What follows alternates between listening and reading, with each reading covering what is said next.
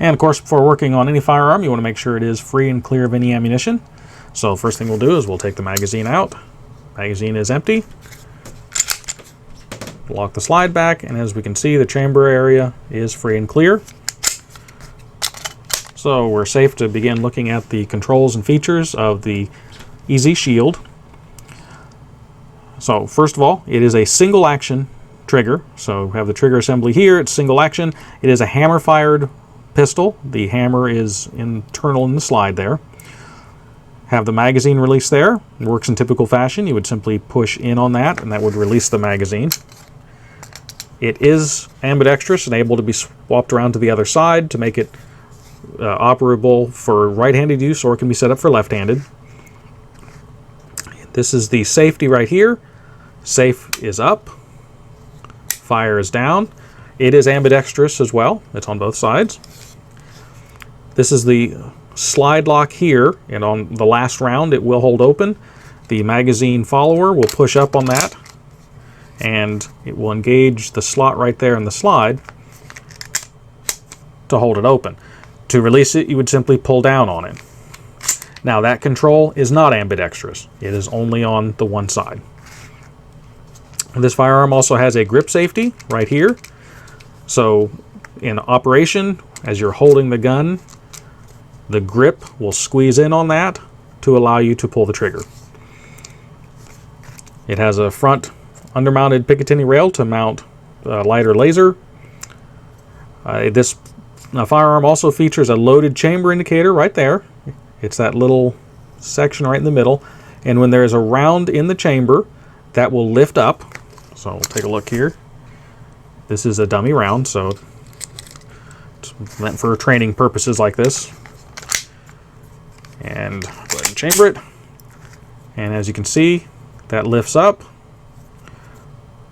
indicating that the chamber has a round in it. It is visible and also tactile. You can feel it. Of course, when it's empty, it's flat across the top. So let's go ahead and take a look at the disassembly. Oh, one more thing before we go farther forward. It does have 3-dot sights, 2 in the rear, 1 in the front. The rear is drift adjustable for windage. So let's go ahead and take a look at disassembly. First, go ahead and remove the magazine. It's always good safety practice. Make sure you are still empty. And we'll go ahead and take a look at disassembly. This is the disassembly latch right here. This cutout in the slide, you would need to pull that all the way back, the slide all the way back till that aligns up with this, and then that allows it to rotate down. So pull it all the way back, and then you can rotate that down like that, and then the slide will simply come off the top. So we'll take a look at the frame first. Of course, we have our metal rails here. It is a polymer frame, metal rails on the front and the back for the slide to ride in. This is our hammer right here. That little section right there is our disconnector. As the slide would go back, it would disconnect the trigger from the hammer, and that's what keeps it semi-automatic. This is our ejector right here. Make it where you can see it there, right there. And that rides in the slide, and when the slide comes back, that would physically be what pushes the shell up and out of the firearm to eject it. This is as far as you'd really want to take any of this down. Any alteration or damage to any of these components could make the firearm either inoperable or unsafe. Or, sometimes it can do both. So you want to really not really do anything with that. You just want to clean everything off, give it a light coating of oil for lubrication and corrosion prevention. And that's pretty much as far as you go with that. On the slide, we have our recoil spring right there. And of course, to remove, you would just push forward slightly and lift up. So forward and up. And then that comes out. It is captive recoil spring. The barrel, it achieves lockup with the actual shoulders in there. So when it's in this position, it's locked.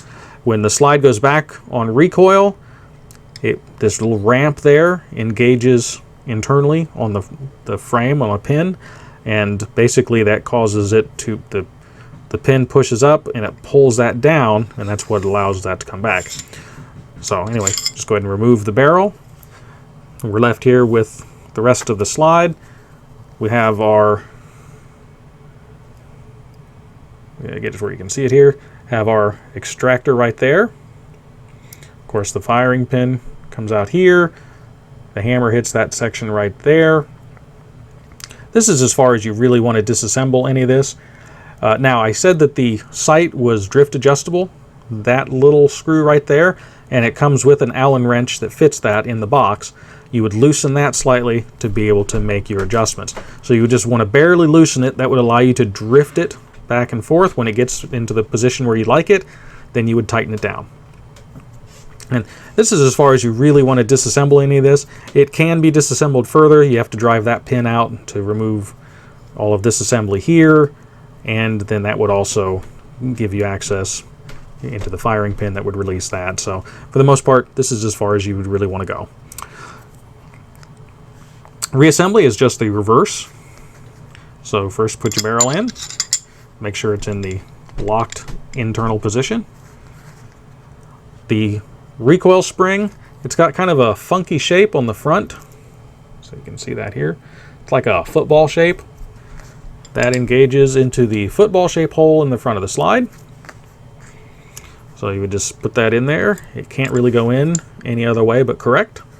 So once that's in place, then you would simply push forward, go forward toward the front of the gun, and push down until it goes into the saddle. I'll show you that real quick. The saddle is right here. There's a little cutout. So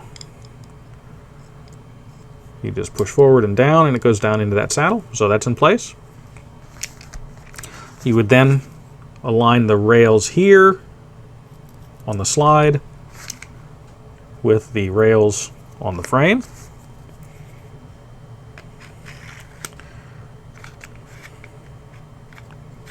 And you want to make sure you get them both in there. And when you're pulling this back, don't push up on that grip safety there.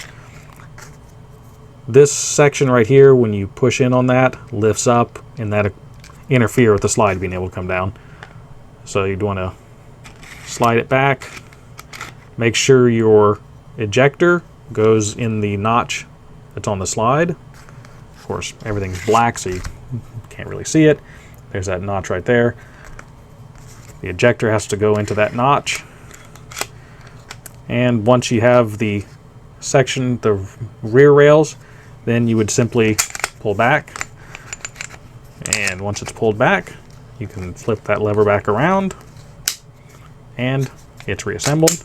You want to function test it.